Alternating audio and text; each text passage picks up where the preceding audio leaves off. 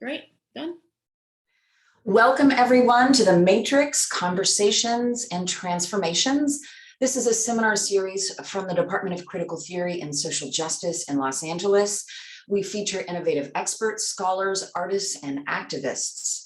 This event is part of our partnership with Oxygen, which connects Oxy students across the generations. I'm Dr. Caroline Heldman, the chair of the Department of Critical Theory and Social Justice, and I am joined by my co-organizers of this event, Drs. Mary Christinakis and Malik Moazzam-Dolat. Today, we are very excited to be joined by an alum, Richard Reyes. He graduated from Oxy and CTSJ in 2012, and he is the founder and director of the PlusMe project. But before Professor Christinakis formally introduces our guest today, a quick overview of the Matrix. Next week, we will feature a panel discussion about social justice and the law with CTSJ Professor Marisol Leon, as well as some Oxy alums who have used law for social change in their lives. And one quick housekeeping note, you can submit questions using the Q&A function at the bottom of your screen at any point during the talk, but we will actually get to them at the end of the interview.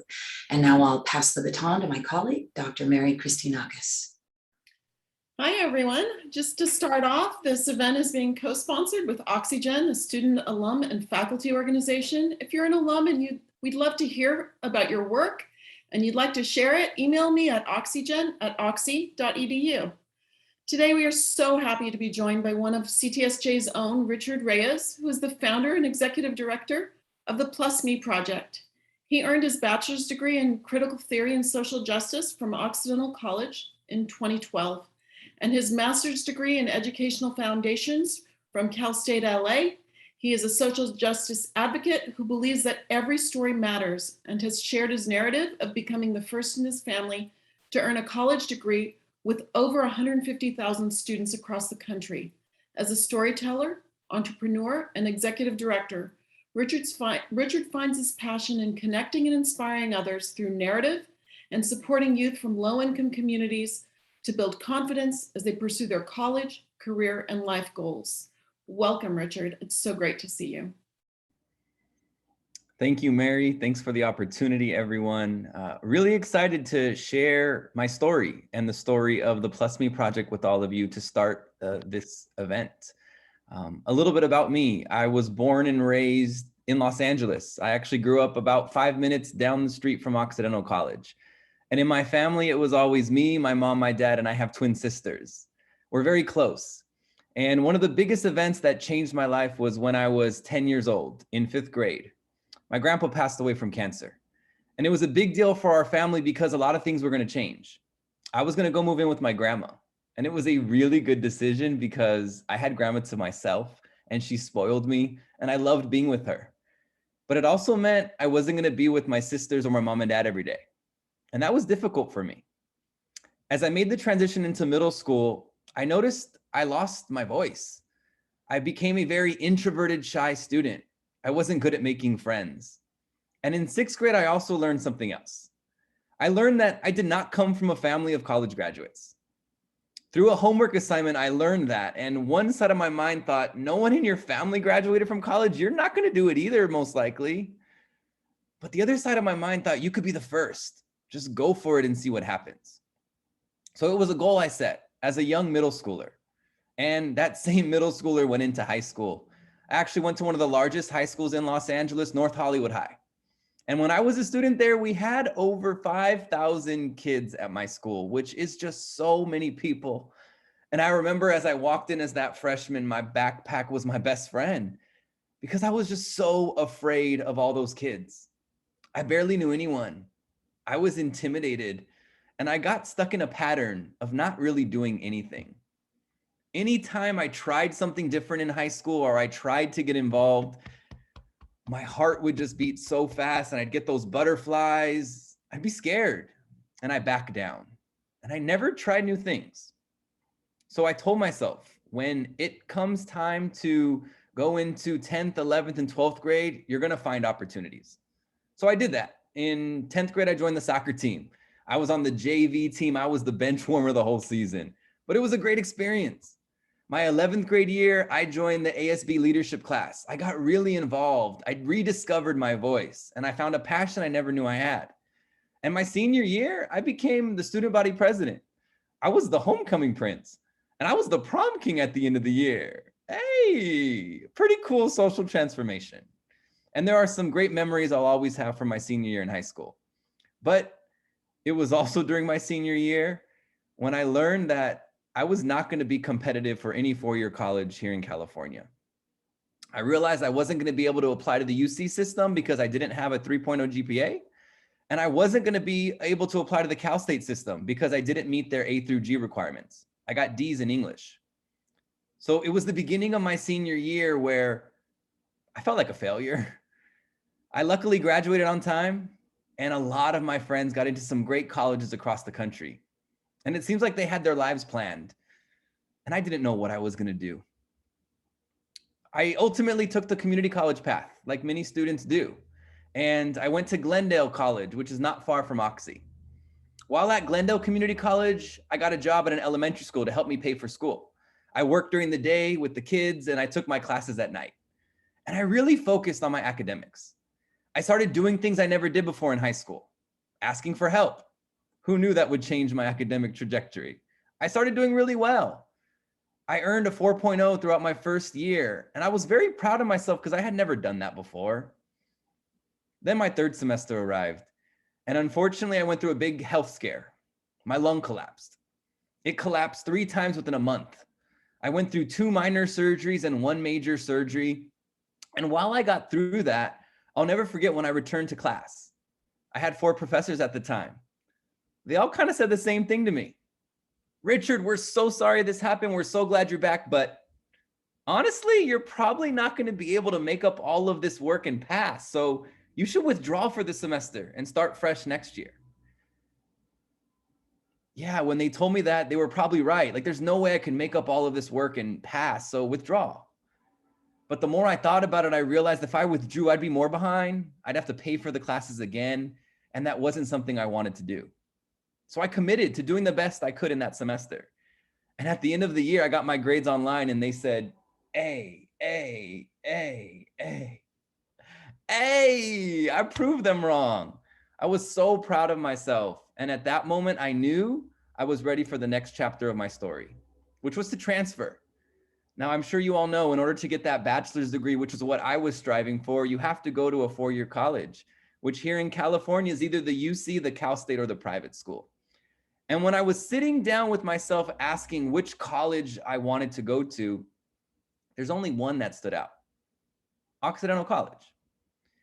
You see, what I didn't tell you yet about my journey is my grandma worked at Eagle Rock High School her entire career. Every single person in my family went to Eagle Rock High School. And if you know anything about that school, they graduated Occidental College. So every year from when I was 10 years old, probably till I was 20, I walked onto Oxy's campus for their graduation. And walking up that hill and going into the Greek Bowl, there was just a special feeling I felt every single time. I got to see all the students and the families celebrate. I heard the band play. And of course, it's such a beautiful location. I'd get goosebumps. And I loved that experience. I'll be honest, when I graduated from North Hollywood High School on the football field, I didn't feel any of that. And it was like I was missing an experience. The following year, my sisters graduated from Eagle Rock High School.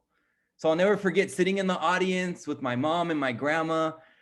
And my mom turned to me and she said, "You know, Richard, every single person in our family has this experience, crossing that stage. I really wish I had that memory of you." It was in that moment where I knew not only did my mom want that memory, but I wanted it for myself. I wanted to feel those goosebumps and experience that type of graduation.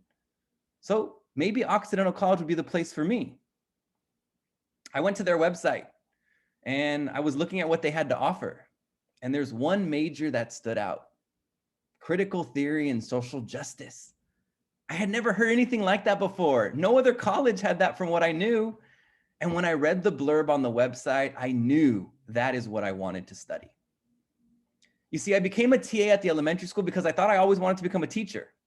That was my goal. But when I was a TA, I realized that wasn't for me. So I thought maybe I could be a high school counselor. And if I studied critical theory and social justice and looked at different ethnic minorities and religious and queer minority groups and understood their history and how they show up in the world, I'd be better equipped to help serve the students that maybe I would serve in the future. So I sent my application in to Occidental College as a CTSJ major. And Oxy told me, Richard, you're gonna find out whether you get accepted or not on May 17th. That's my birthday. I was so excited for that day to arrive. My birthday came and I went to work like I did every day. But when I got off work, instead of driving straight to Glendale College, I was driving straight to my grandma's house. I got in my car and my heart was beating so fast. I was so nervous. I thought, I've been waiting for this day since I was in 6th grade, right? I parked the car, I ran up to the porch, I opened up the mailbox, and one of the first letters that popped out was the one that said, to Richard Reyes from Occidental College. I opened up the letter and I read it as fast as I could, and it said, Dear Richard, we regret to inform you did not get accepted to Occidental College. And I fell to the floor on that porch and I just started crying. I told you, no one in your family was ever did it. You're not going to do it either. I felt like a complete failure on that porch. Oxy was the only school I was trying to transfer to. And I had no idea what I was going to do as the next step of my journey. I felt defeated. The depression took over. And I realized over a few weeks, I had to ultimately make a choice. I was either going to find a job and make a career like my parents did just to kind of make it through the path of life, or I was going to have to try again. And there was a moment where I just realized, like, you went for it. I'm so proud of you for doing it, Richard, but you failed. If you never try again, you're never going to know if you could have done this. If you want it, you got to go for it. So I took a deep breath and I trusted that voice. I went back to Glendale College. I took another semester worth of classes and I reapplied to Occidental College. And I waited a few months. I don't remember the exact day it was. It wasn't my birthday, right? But when that day arrived, my heart was in my stomach. I thought I was going to throw up all day long at work. I was so nervous. When I got off work, I drove to my grandma's house as fast as I could. I parked the car. I ran up to the porch. I opened up the mailbox and I looked through every letter. And there was nothing from Occidental College. And I was like, what does that mean? And then I saw there was a big package on the floor. And when I walked over to that package, the outside of that huge envelope said, welcome to Oxy, Richard Reyes. And I fell to the floor again and cried like a little baby because I did it. I was so proud of being able to get in. And I was ready for what that next chapter was going to look like. I left my job as a TA and I became a full-time student at Occidental College. And what's interesting about my transfer into the school is I transferred in the spring semester. So I don't know if any of you know this, there is an orientation, but it's nothing like a week. There were 9 students in my transfer class. I was the only student of color and I was the only community college student that was transferring into Occidental College. I didn't know a single person on that campus. I lived at my grandma's house because I couldn't afford room and board. And I noticed my first few days at Oxy, this experience might not be what I thought it was going to be. It was like I was that 9th grader back in North Hollywood High School where my backpack was my best friend and I was intimidated. I was scared. I didn't know what to do. I honestly didn't make many friendships the first few weeks because I went to my classes and I went home. But there's a moment I'll never forget. A couple weeks into that semester, I got to class early. Something you can learn about me is I love being early everywhere I go. And I know you know about Oxy, you typically walk into class right when class starts, as you should, right? Well, no, I got there 20 minutes early every single time. And one day arrived and I got to class 20 minutes early. So I went into the room and of course it's empty. So I'm sitting there doing my own thing. And about 10 minutes later, these 2 girls walk in and they sit on the other side of the room and they're talking to each other. And then all of a sudden, one girl turns to me and she says, hey, excuse me, who are you? We know everyone here at Oxy. How come we don't know who you are? And I was like, oh, hey, I'm Richard. You know, I actually grew up in the neighborhood. I didn't do well in high school, so I went to Glendale Community College, and I was working as a TA, and then my lung collapsed a couple times. I actually applied last semester. I got rejected, but I'm a new CTSJ major. It's nice to meet you. And the girls kind of course, looked like, that's such a cool story, dude. I'll never forget those words. It was the first time I actually maybe thought or realized that I had a story. I don't know whether I thought it was normal, but I guess maybe I thought everyone's lung collapsed a few times. Everyone got rejected from their dream school. Everyone was kind of just going through what I went through. And I realized maybe it wasn't as normal. It got me to really reflect on who I was and what my story was. And it inspired me to really think about what my path could be. I wanted to build and share that confidence that I knew I had inside. So after that moment with those two girls in that class, I started showing up different on Oxy's campus. I actually became an O team leader so that I could have a real orientation experience that following semester. And it was great. I joined some clubs. And the most important thing that I did was I loved every class that I had as a CTSJ major and an education minor. It was everything I wanted it to be and more. I really enjoyed my junior year at Oxy, but then it was time to start my senior year. Now remember, I joined Oxy in the spring semester, so I have a unique trajectory. I'm a January 2010 to December 2011 student, meaning even though I finished in December of 2011, I'm actually part of the class of 2012. So I was kind of always a semester off of everybody else. So my senior year was going to start in January of 2011.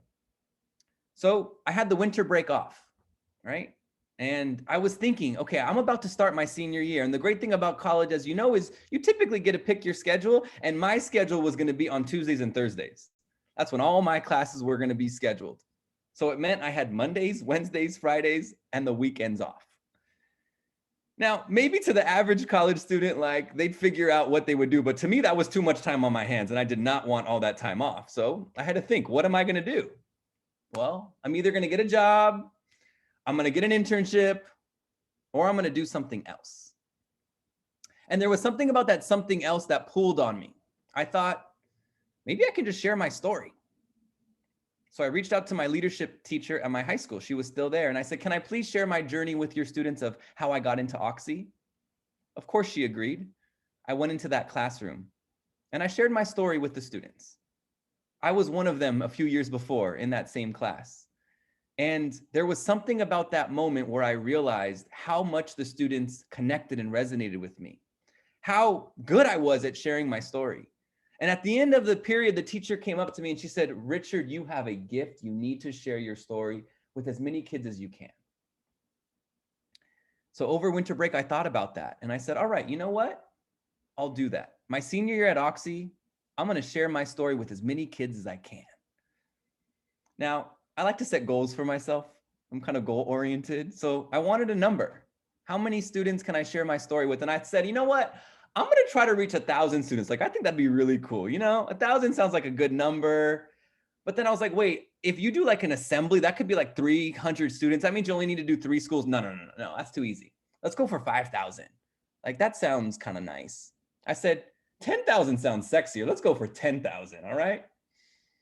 So I created a personal project that I called the 10,000 Plus Project, where my goal would be during my senior year at Occidental College, I would visit middle schools and high schools in the community, and I would share my story with them.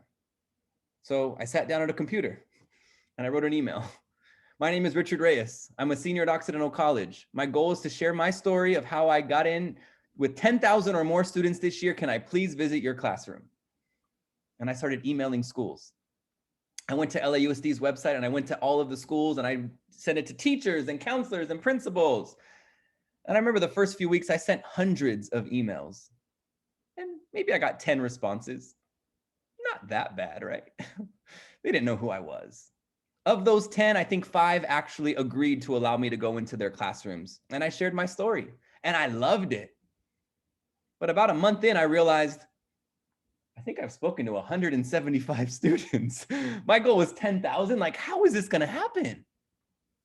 Well, I said, email more, figure it out along the way. So I started finding different contacts in the city that I started emailing. And then I went to one high school in Los Angeles, and whether it's luck, fate, divine, whatever you want to call it, I spoke in an AVID class. AVID is a program that is offered to underserved communities that supports students with being college ready. And that day in that one class, the supervisor of AVID California happened to be observing that day in the back of the room. And she heard my story and she loved it.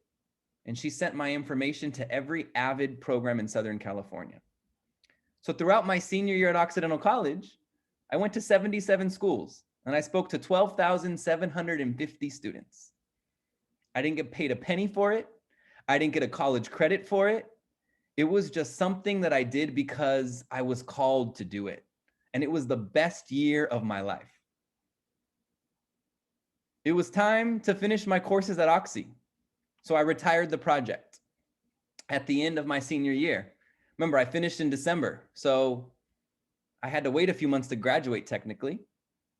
I found a job within 2 months in the private sector at an educational space, and I had a great salary offer. I had great benefits. It was something I had never experienced before. So I enjoyed it for the first couple months. And then May arrived. And on my birthday, I got to go to the Latino grad. And the next day I got to go into that Greek bowl. And I felt those goosebumps. And I saw my mom watch me cross the stage. And it was the best experience I had. I never thought I'd be able to do that, but I did it. And I proved to myself and my sisters, who then followed in my footsteps and graduated with their degrees, and every cousin younger than us has followed in our footsteps. We changed the trajectory of our family. And after I had that moment where I crossed the stage, I thought about what I was doing with work. Yeah, I was making a pretty good salary for my age. But the more I thought about it, I did not believe in that company's values. I did not agree with how they were operating their structure. I did not like how I was treated. And I kept getting emails. The teachers that I spoke to the year before were emailing me saying, "You spoke last year to our students. We have a new group of students. Can you please come share your story with us?" And I was like, oh, maybe I can go. So I found time in my work schedule to go to those schools. And I shared my story. And that's what I said, I want to do this for as long as I can. How can I become a speaker? So my mind said, become a motivational speaker, make $1 million, let's go. So I researched motivational speaking, how to become a motivational speaker on Google. And I learned about the space. And I learned a lot. And there's a lot about motivational speakers that I can admire and respect. They can also make a lot of money. And then I noticed there were common motivational speakers that typically went to schools in Southern California, in Los Angeles specifically. So I would go to their websites. All of them have their own personal websites, and they all have a list of schools they've been to show their reputation, that they're legit, that they've been around, right? I went to every single one of their websites. I did not see a single school that I had gone to with the 10,000 plus project. And I was like, why in the world are these speakers not going to the schools that I'm from, these underserved communities? Why are they not going to LAUSD schools? They're not going because they make a lot of money, because they charge a lot of money. And unfortunately, these schools don't have the resources to bring in guest speakers. And then I was like, well, that's why I didn't have guest speakers come into my middle schools or high schools. I wish I had access to more relatable role models. Maybe it would have changed my path. So I said, the only way I'm going to do this is if I start a nonprofit. So I bought the book Nonprofit for Dummies. It's a great bestseller out there. I read the book. I read every chapter. And that following year, in July of 2013, I launched the PlusMe project.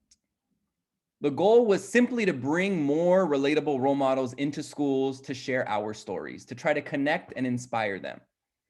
And after I launched it, I decided to go get my master's degree. I went to Cal State LA, where I earned my master's in educational foundations, and I loved that program.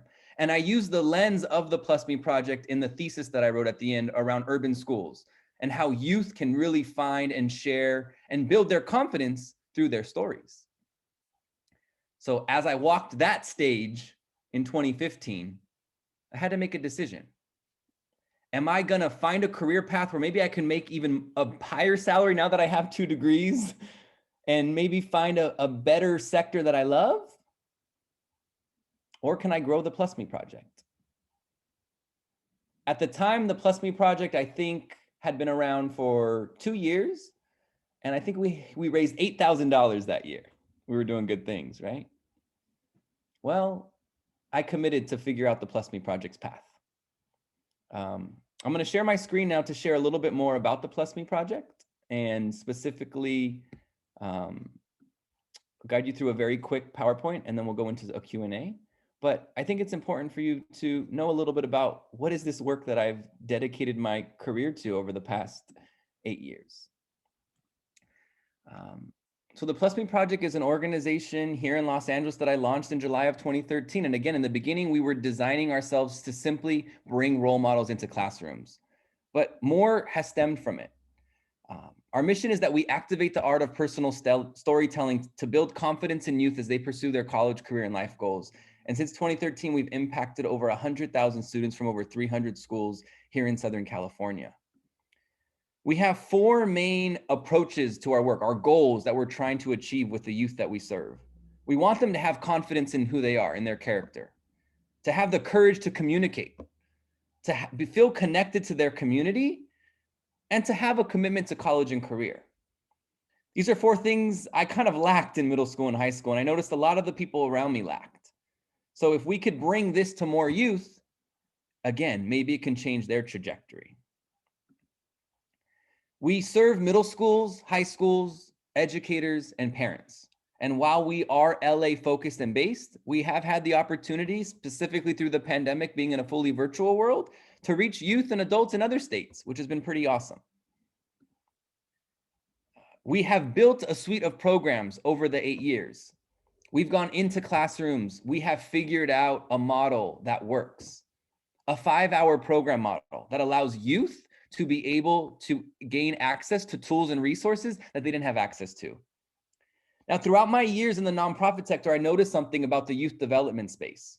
There are some fabulous organizations doing great work, but a lot of them have the same model, which is where they select a cohort of students that they follow and that they're with for an entire year, for 4 years. And that's maybe 100 kids that are getting some phenomenal long-term access that are helping them.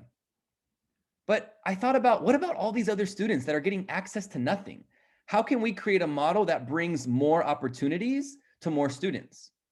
And through our research, through the conversations we had with teachers, through just implementing it, we realized a 5-hour program model is the key to what can support that. So our programs are 5 hours in length, and we're able to go directly into schools, either during the school day or after school, to bring our programs to students. And it's designed to be a year-over-year program. So guest speakers is where just a guest speaker comes in to share our story, to plant the seed. But then our curriculum programs are leaders, storytellers, writers, and achievers, supports youth with being able to ultimately find and share their stories.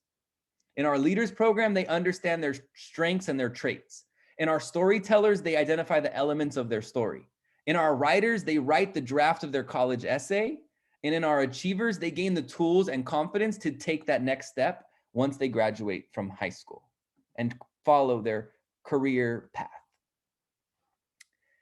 Now, I bring this up because guest speakers is what started the program, right? It's technically what I did with the 10,000 Plus project. But there's something that really sparked the second version of our organization. You see, when I would share my story in schools, I knew students were connecting with me, and there was moments of inspiration. But I felt like there was something missing. You see, at the end of my workshops or my presentations, I would ask students when I was done sharing my story, how many of you want to come up on stage and share your story with me? No. They didn't want to. Well, I thought, well, I didn't know what my story was when I was in high school either. You know, I think I got rejected from Oxy the first time because I couldn't articulate who I was in that personal statement. How could I expect them to come up on stage and share their story with me? So I said, there has to be an organization doing this work. We'll partner with them. And I researched the sector, and there was no one focusing on the personal narrative for middle and high school youth. So I said, we'll do it. So we got a board of educators together, we put curriculum together, we piloted it, we tested it for 2 years, and we launched our curriculum Storytellers program, which is an award-winning program that guides youth through finding and sharing their stories. They get to connect with each other. They realize they're not alone. They build confidence in who they are. And for the first 2 years we did this, we used handouts. So imagine getting a workshop and just being asked to write your life story on a piece of paper. Well, maybe you'll feel comfortable, but in high school, I noticed a lot of those pages either went to the bottom of backpacks or got lost for the following session, and they didn't feel as safe writing on a piece of paper. So I said, there has to be a journal out there, right? A journal that guides you through writing their story and will help them with their college essay. I researched, I thought it was out there. It wasn't. So we created it. And the My Story Matters journal is a 100-page personal narrative guide that guides you through writing and sharing their story.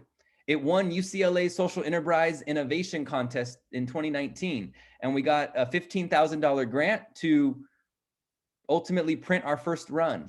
We then got a grant from USC's innovation program to translate them into Spanish. And these journals guide individuals through writing and reflecting on what their story is. Here's an example of an activity that helps so much for youth, and maybe even you as an adult as you're looking at this. When you think about talking about struggles and accomplishments, those are big terms. And oftentimes you're said, tell me a struggle. Where in the world do I start, right? Well, this is just a simple activity that breaks it down into categories and helps us understand that there are a lot of different areas in our lives where we may struggle or where we may excel. And it's important for us to break down these elements. There's a lot of other pages in this journal. I'm very proud of it. And it's something that is now getting into the hands of thousands and thousands of students across the country. We also work with educators and parents to help build storytelling cultures, right? When we're in safe spaces where we can share our authentic selves and when we can share who we are and where we've been, we connect. We gain empathy, we build rapport. There's so much that happens in storytelling environments, and that is all done at PlusMe through the personal narrative. Now, the last thing I'll talk about before we get into questions is, I've learned that I'm a fairly creative person that likes to come up with ideas and try things, right? So a couple years ago, I came up with this concept. You've probably heard of Giving Tuesday. It's the National Day of Giving. It happens the Tuesday after Thanksgiving, and it's designed to give back to nonprofits, right? We spend a lot of money on Cyber Monday and Black Friday, so why don't we give money to orgs? And it's become very popular, and that's a day when most organizations ask for dollars, which is great, and we're able to raise a lot as a sector. But I thought about how can we get people to give in a different way? So I had this idea. Do you think we could recruit 100 volunteers and have them all share their story on Giving Tuesday? Let's try. So in 2018, we did it. In 2019, we did it. And in 2020, we did it, where we recruited 100 individuals to train on what their story is and then to go into classrooms to share their story, both in person and virtually. And this year, we're doing it 3 times. So our first stab is Wisdom Week, which is actually next week, where we're recruiting volunteers to go into classrooms virtually to share their stories with youth. We have volunteers that sign up, they get to go through a training, they get one of our journals, and then they get to go into the classrooms to share their story. And it's been a lot of fun to build community and to see adults understand the aha moments that they get by finding their stories. It's not just youth that need access to these tools. Us adults need time to reflect. Who are we? Where do we come from? What do we want our stories to be moving forward? We have 3 opportunities. So if any of you on this call are interested, I'd love for you to get involved and share your story with students. Wisdom Week is next week, so I realize it's probably not available for the vast majority, but we have Giving Tuesday again coming up November 30th. We're going to have signups starting hopefully in 2 weeks on our website. And then we're going to do a whole month of Motivational March next March, where you can sign up to share your story throughout the entire month with youth in Los Angeles. I want to remind you all that your story matters. And I hope that my story today may be connected, possibly inspired, but if anything, maybe you realize something about yourself through my story. And that's the power of storytelling. So a little bit info on the Instagram of the PlusMe project, the website, and my email address. I'll leave this up for a few moments, but I'll also stop sharing and get into hopefully some Q&A from all of you. Thank you for the time. I hope you enjoyed this part. Thank you, Richard. First of all, I just want to say to remind people to use the Q&A function at the bottom of your screen. And I would just like to say it's not nice to make your old professors cry when you're telling your story on screen on Zoom. Richard, I really want to ask you, what is it about story that's so important? Why are stories so transformative? What's the Yeah. function there? Yeah. If we just think about historically, right? Stories are integral in us as humans. They've been around forever, and it's what allows us to connect. We connect through emotions, through our feelings, and stories are often the tool that get us there. If we're willing to be vulnerable, if we're willing to go there, so to speak, with those that we're around, we're able to create connections, relationships, communications, conversations that are at a whole different level than I think a lot of us are used to experiencing. I know I come from a culture that was not really designed to talk about emotions, and some of us do from certain communities. And it's hard for us to go there because we think we're either coming across as weak or we shouldn't be sharing some of these things because it's not other people's business. And while it's always going to be a personal decision to make, I think stories allow us, it humanizes us, and it allows us to understand each other on a completely different level. So I just would thank you. I just wanted to tell to the audience, please click on the Q&A button, ask any question you have. We will definitely get to them. And while we're waiting for that to happen, I've got I guess a follow-up question, which is, okay, so it's obviously extremely important and has a huge impact. And so the question is, what are the successes look like on the one hand? What do the great successes look like? And where do you feel like and recognize challenges in trying to make this happen? Yeah. In regards to the organization? Yeah, I guess with both, actually. Yeah. So on the one hand with the organization, but really with the storytelling, like what Yeah. does a success look like? For sure. So I think success looks like, as we go into these spaces, whether it's with youth or adults, there's a shift that happens when you're in a space in a community. We also do community storytelling, right? So it's not individualized. When you're in a space with others, there's often shifts that are made because you realize that you're not alone, or you realize that it's okay to unveil some of these things that maybe you've been holding in for a long time. It's almost therapeutic in a way, right? There's a lot of research and studies around that. And the benefits for youth is there are so many students that we interact with in these underserved parts of LA that don't even think they can get into a four-year college, and or are so intimidated by that college essay that they won't even consider applying because they don't think they have a story.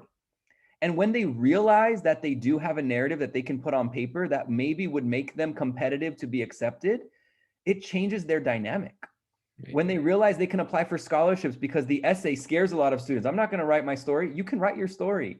When you realize when you apply for a job, you're often asked, tell me about yourself. Well, what in the world do I say? Well, these tools are helping in so many layers of an individual's life that the successes, I think, can be endless.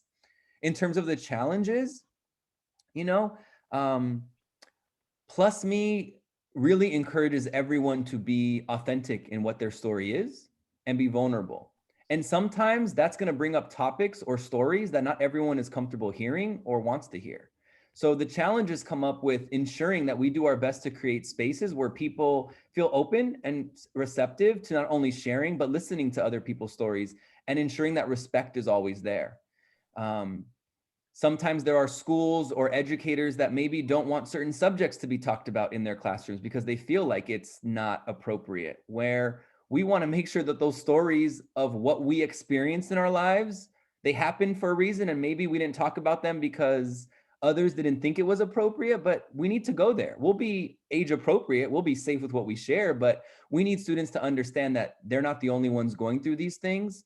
And the more that those stories are not shared, the more that people feel alone. Yeah.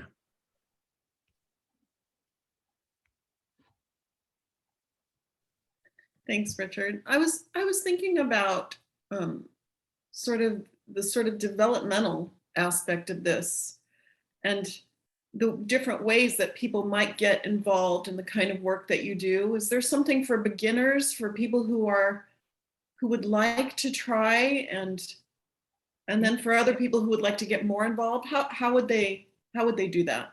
Yeah, absolutely. So if you're a student, we have internship opportunities. If you want to get involved, if this passion resonates with you, sharing your story. You can sign up for some of our trainings, community events to become a volunteer, or you can get a journal on our website. And that maybe in the comfort of your own home might inspire you to go through the process and say, hey, I can do this. Of course, donations to the organization are always going to help. It's just spreading awareness, right? We're at a very exciting time in our organization's growth where we're starting to scale fairly quickly, and there's a lot of opportunities that are coming our way. So the more people that know about our work, the better that it's going to support us. So serve in any capacity that you can if you feel drawn to this mission.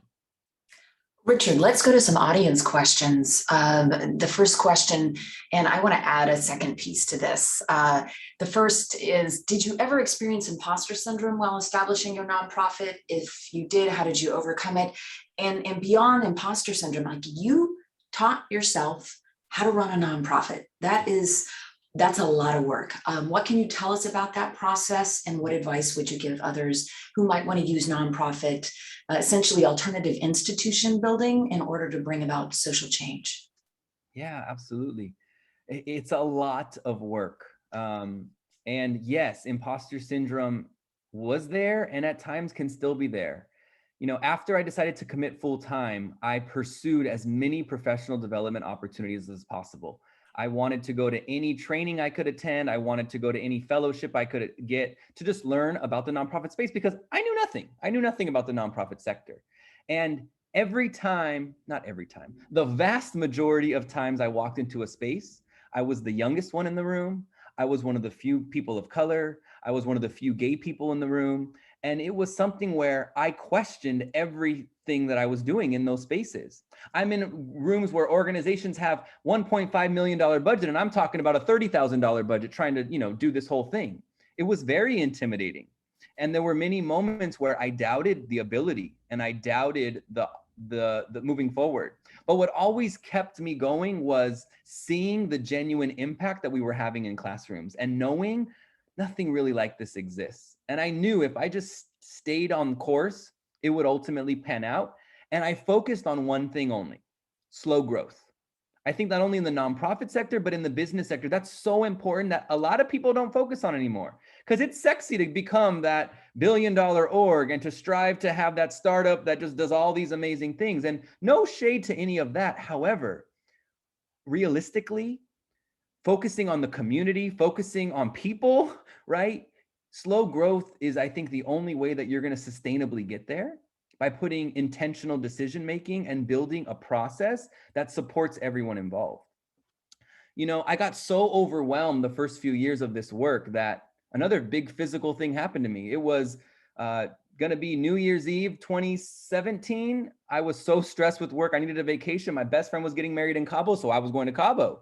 And I got on the plane, I arrived at the hotel, I checked in, and the first meal I had was a soup. And the moment I put the spoon in my mouth, it's like I started getting these tingling sensations. I didn't know what it was. And I went to sleep. And when I woke up the next morning, half my face was paralyzed.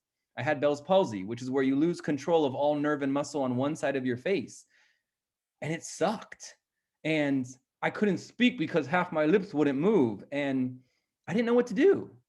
And it was primarily stress induced. And I learned in that moment, I needed to find work-life balance along this process. So it's kind of burnout is there. Someone's kind of talking about, like, yeah, I was burnt out, and I needed to understand what I could bring into my life that would balance me out, that would not have to be so just focused on certain elements of the work. And ultimately, I realized I got better at it because I wasn't nitpicking these small things that I didn't necessarily need to worry about. So I hope that answered some of the questions. Thank you. Absolutely. We've got some really great questions in here that we want to get to. So an anonymous attendee asks, what role does race play in the challenges these students face?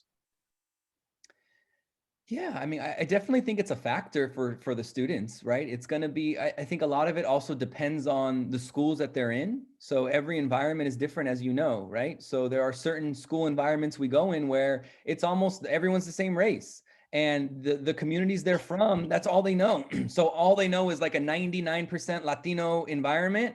And unfortunately, there's a very small proximity that they travel in their world. And to them, it's normalized and they don't really understand what's outside of that, which is kind of similar to how I was when I walked into Oxy's environment, right? It was a culture shock for some students. And then there are other schools where there is a lot of diversity and how their life experience shape are very different from other students.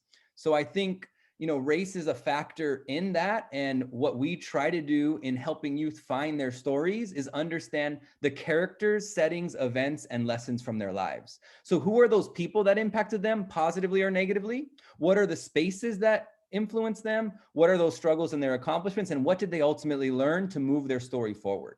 That's what our curriculum is based on. So race kind of comes into it, I think, in the people when they realize that, and when they're sharing their stories in the community circle, especially if there are mixed race environments, they understand that we are more similar than I think we are different in many ways.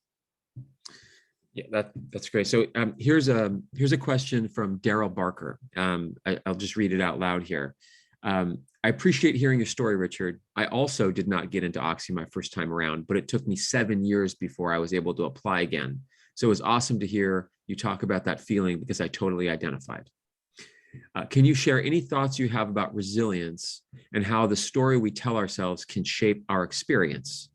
Do you think you had a special personal characteristic that made you more resilient, or can anyone change their own story?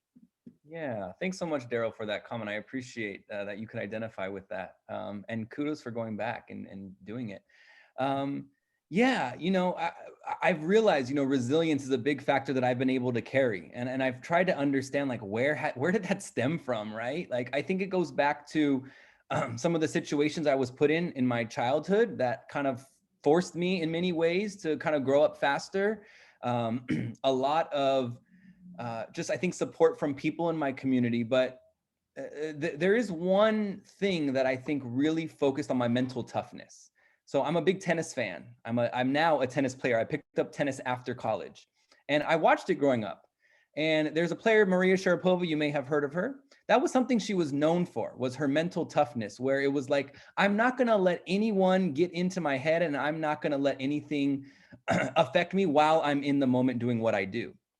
And just watching her style, watching the way she would kind of interview with people in her press conferences, that was something that stuck with me. And I really wanted to think about what mental toughness meant for me and how there are factors outside that I don't have control over. The one thing that I have control over is my mind and how I'm going to respond in this moment.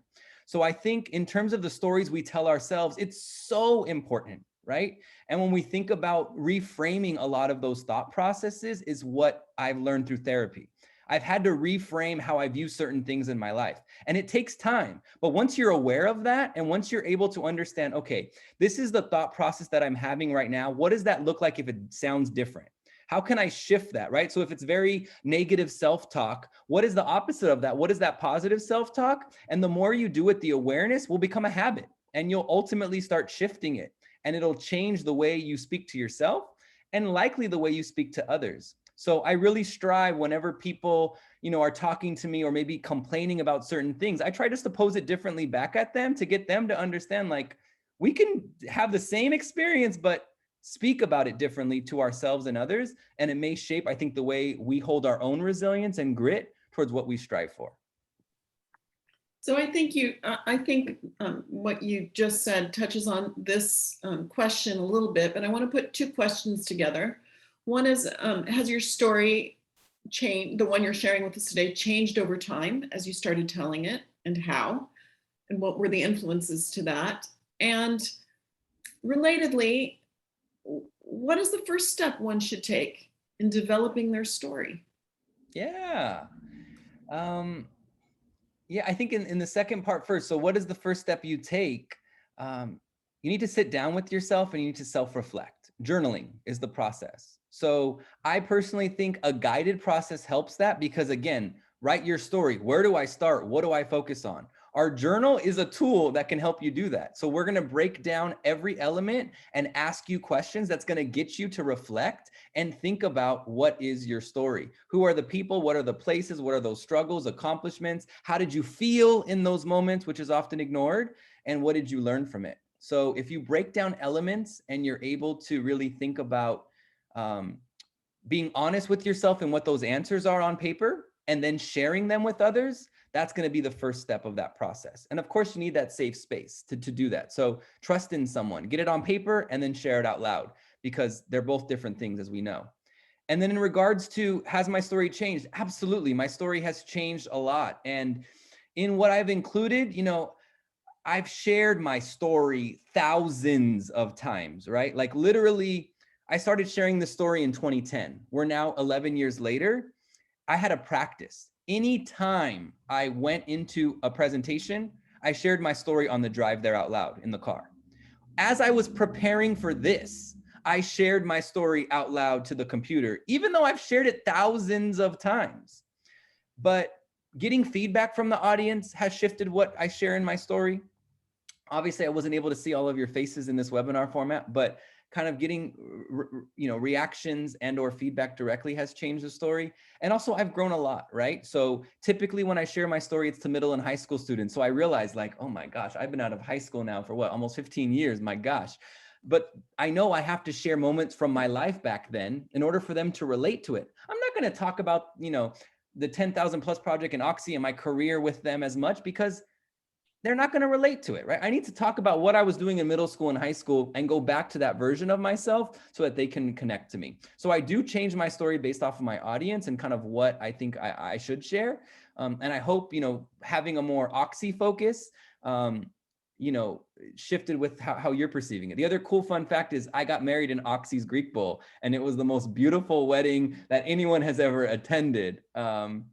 So yeah, Oxy has a very special place. I'm also on the Occidental College Latino Alumni Association's board, so I'm actively involved in that, and know that Oxy will always be a part of my story and where I go.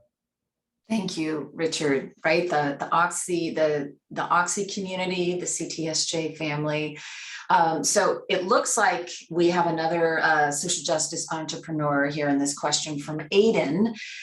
In the sectors of motivational speaking, student support, and college application assistance, are there other gaps or inequalities you've recognized that need to be filled? Absolutely. So the great thing about the PlusMe project's model is we're partners. So youth do not come to us. We go to them, which I think is another unique thing in the sector that a lot of organizations don't do. So we go directly to schools, to organizations. And what we've noticed is there are a lot of organizations that are doing a lot of those other things that fill the gaps. But there's so much that they're doing, they're not able to really focus in on being experts, so to speak, in the field, right? So I think, for instance, Gear Up for LA, if you're not familiar with Gear Up, it's a federally funded program that goes into underserved communities and gives lots of resources to support them with all elements of kind of the college process life navigation. And while they're able to do a lot of different things, we've been able to come in as the storytelling personal narrative experts to kind of fill that gap. I think they do a really good job of all the other things. Definitely think more role models need to go into schools. Students need to see people that don't necessarily look like them, so to speak, but are willing to be vulnerable in sharing what they experienced growing up. Because I personally believe we can connect to anyone's stories if we're willing to go there and share those struggles that we experience. Some of us are not willing to go there, which means it's going to be hard for us to relate to some individuals, right? But yeah, there aren't really any large other gaps that I see. I think there are some great orgs doing great work. More resources need to be allocated for sure. More opportunities need to be given. But I see a lot of intentional collaborative groups coming together to really think about what are these things that youth in the underserved communities need as it relates to college access and career paths. Okay, so all right, Aiden, get to work. So here's our last question from the audience as we run out of time here, unfortunately. Is there a specific, and this is from Delilah Buffalo, is there a specific age at which youth are most receptive to storytelling? And then what are other ways people can work to bring more diverse representation into all school communities? Yeah, great. I think, we serve only middle and high school youth. So we don't go into the elementary school level.